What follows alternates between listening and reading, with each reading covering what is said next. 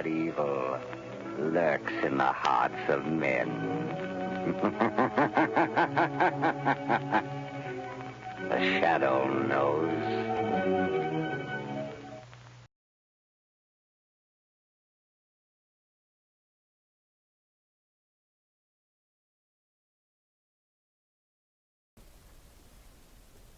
Greetings and welcome to Beer Tasting Review Central.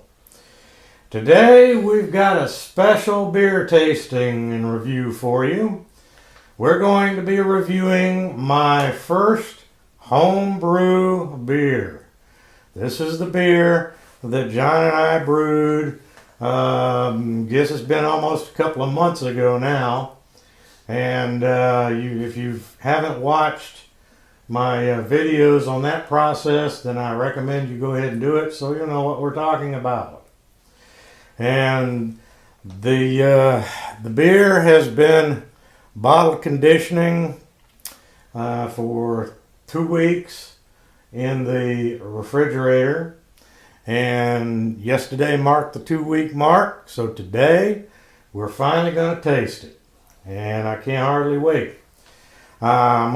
Usually when I do these reviews on commercial brews, I try to give you information that comes from their website about the beers. Since this is my home brew, I'm just going to give you a little bit of information about the recipe that I used. First of all, this is supposed to be a honey vanilla porter. But because I made some mistakes in adding the honey too soon, I'm not expecting to get a whole lot of honey flavor out of it. But I do expect to taste the vanilla. And I did an extract, liquid malt extract, simple brew. I used a Breeze traditional dark liquid malt extract. I did a small 2.5 gallon batch. I used some pelleted hops, German Hirschbrucker, and I used, for the yeast, I used an ale yeast, a Saf Ale SO4. I added in 18 ounces of local wildflower honey and 4 ounces of Trader Joe's bourbon vanilla. And we ended up with a specific, with a 7.6, I think it is, alcohol by volume. And so that's about it for that part. This is the homebrew. This is the Shadow Knows Evil Porter, brewed in darkness by Terry and John. So we're going to open this thing up momentarily and find out how we did. I promise we will give you an honest review, even though it's our creation. If it tastes like crap, I will say that it tastes like crap. But I'm not expecting it to. So time to open this sucker up. I waited long enough. Just took it out of the beer fridge a little bit ago. Well, no explosions, so I guess it's not overly carbonated. Let's see what this is going to look like. Not very carbonated at all.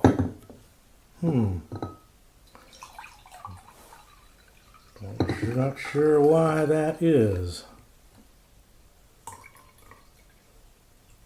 Alright. Let's take a look at it. Well, it's definitely a dark brown.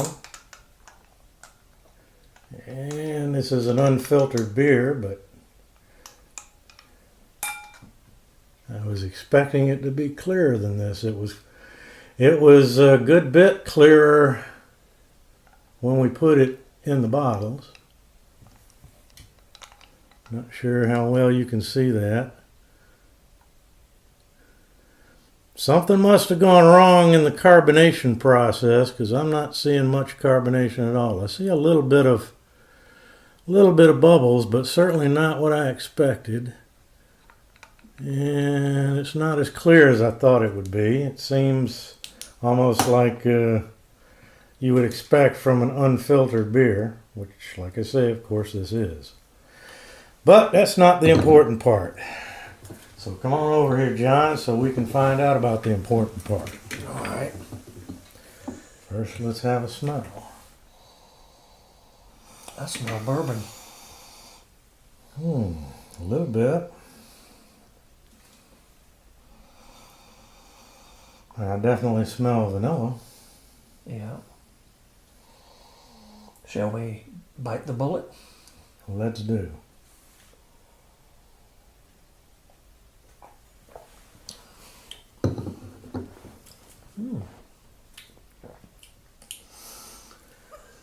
Well, I have to say, Uh-oh. He's gone. I'm disappointed in the lack of carbonation. Yeah. I'm really not sure why it's not any more carbonated. It's just a tiny, tiny bit carbonated, but you know, almost to the point of being flat. We used the Cooper's carb drops in it, each bottle, which should have been enough. That's what they recommend. I don't know, maybe next time I might try 2 of them in a bottle. As far as I know, I've had these bottle conditioning as long as they're supposed to. But I'm going to have to ask my brew guy down at the brew shop and see what he has to say. But let's continue tasting.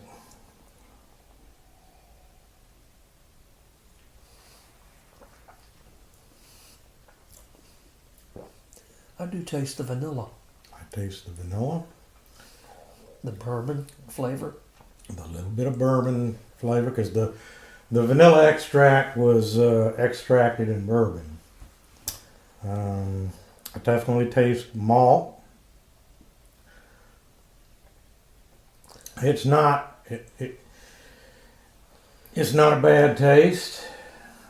I'm a little disappointed that it did not turn out as well as I had thought that it would. It's a little light on the hops.